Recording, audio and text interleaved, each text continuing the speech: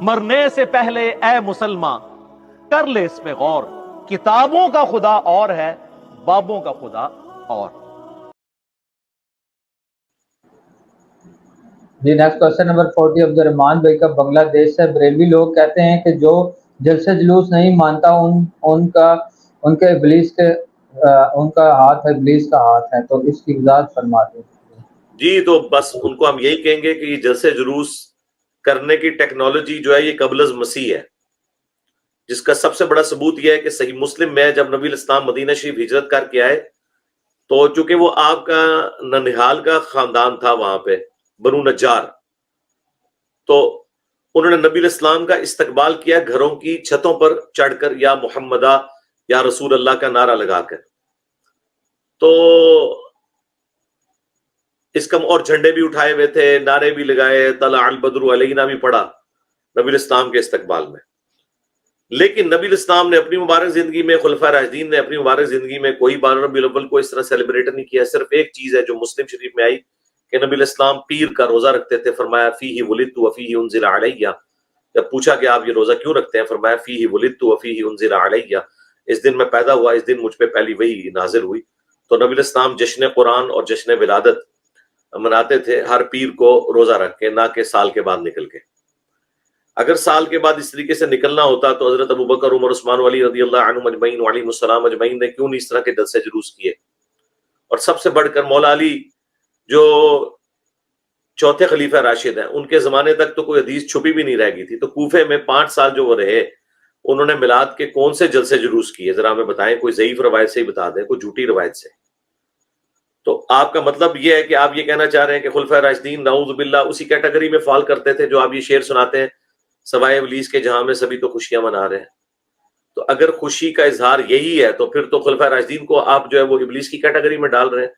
آپ کو شرم آنی چاہیے۔ ایک کام جو 800 سال بعد شروع کیا ملک المظفر بادشاہ نے، جو مملوک امپائر کا تھا، اس سے پہلے کہ 800 سال کے مسلمان، ان کو نہیں پتا تھا کہ یہ ہم نے کام کرنا ہے؟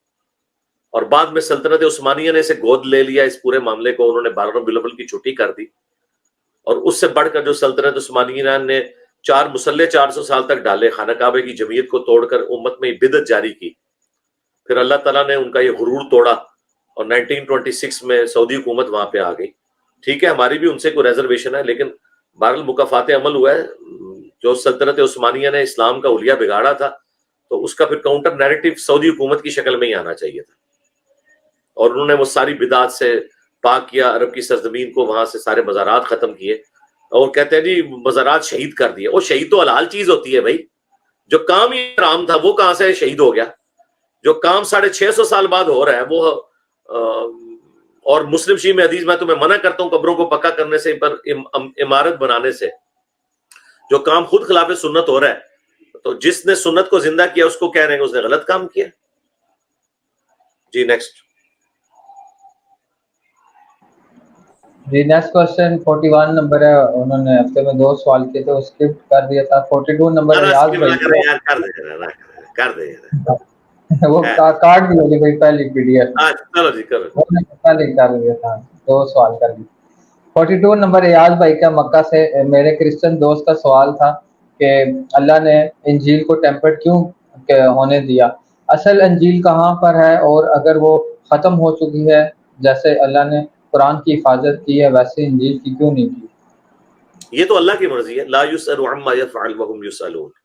پہلے تو میں انہیں پھکی والا جواب دوں گا، اسی کرسچن سے پوچھیں کہ جس اللہ نے عیسیٰ ابن مریم کو زندہ اٹھا لیا تھا، اسی اللہ نے حضرت یحییٰ علیہ السلام کو، جنہوں نے تصدیق کی تھی عیسیٰ ابن مریم کی، انہیں قتل کیوں ہونے دیا؟ انہیں تو قتل کر دیا تھا، ان کے والد کو بھی قتل کر دیا رومنز نے، تو وہ قتل کیوں ہونے دیا؟ تو یہ کہیں گے اللہ کی مرضی۔ تو انہیں کہیں جب اللہ کی مرضی تھی تو یہاں پہ بھی اللہ کی مرضی تھی، اگلی کتابیں اگر ٹیمپر ہوتی تھی تو اللہ تعالیٰ پیغمبر بھیج دیتا تھا۔ چونکہ اب قیامت تک کے لیے کوئی پیغمبر نہیں آنا، اس لیے اللہ تعالیٰ نے اس کتاب کی حفاظت کا ذمہ لے لیا۔ اور دوسری بات، to cut the story short, ہم کہتے ہیں آپ انجیل سے کوئی ایک ان ایمبیگوس آیت لے آئیں جس میں لکھا ہو کہ حضرت عیسیٰ ابن مریم اللہ کے بیٹے ہیں۔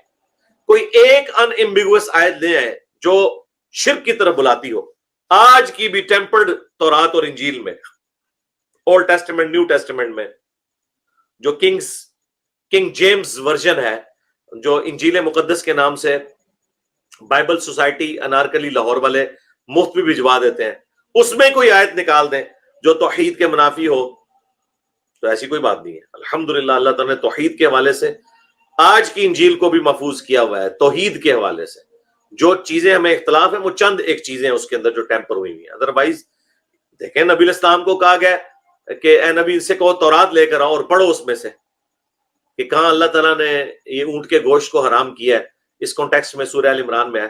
تو تورات نبی الاسلام نے جب منگوائی، ابو داؤد میں حدیث ہے آپ نے تورات سے فیصلہ کیا تھا یہودیوں کا، اور اس میں آپ نے الفاظ ہیں کہ میں تجھ پر بھی ایمان لایا اور تیرے نازل کرنے والے پر بھی ایمان لے کے آیا۔ تو ٹیمپر تورات میں بھی سب کچھ ہی غلط نہیں ہے، بلکہ قرآن مہیمن ہے، یعنی نگہبان ہے اگلی کتابوں کے اوپر، جو باتیں قرآن کے مطابق ہیں وہ بالکل درست ہیں۔